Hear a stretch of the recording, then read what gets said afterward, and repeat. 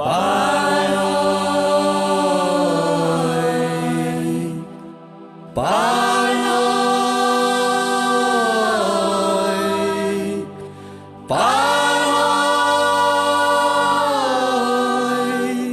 hồng cái kia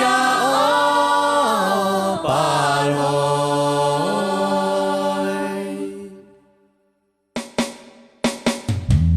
lệ lấy sai đi bạn ơi dân năm tùy lâu lâu xuân si cài xa đơn về cái xoang gió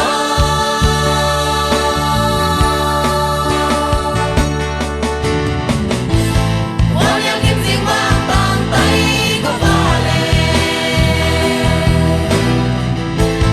dĩ sao lâu tông là mơ sáng tình lâu dốc lắm hai tay yêu nhau ta đắm tươi còn thu bóng loáng xiao xiao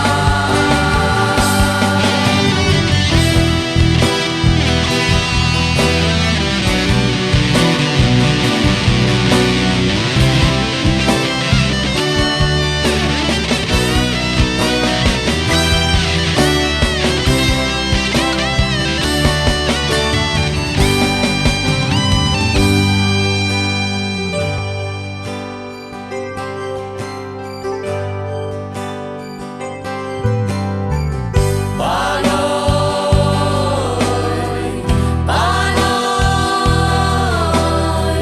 bạn ơi, hồng cái kia bạn ơi.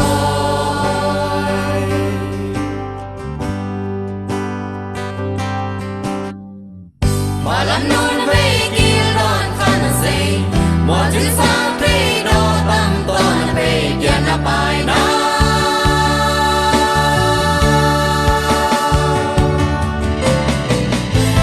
và nếu kim gì vang bàn tay có va lệ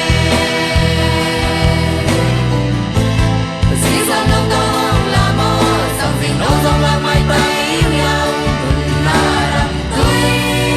còn thu hồng loáng xiao xiao qua nhà kim gì vang tàn tay có va lệ dĩ sao lâu tông là mơ sao tình lâu dòng là mai tay yêu nhau là đắm tươi còn thu hồng loáng xiao xiao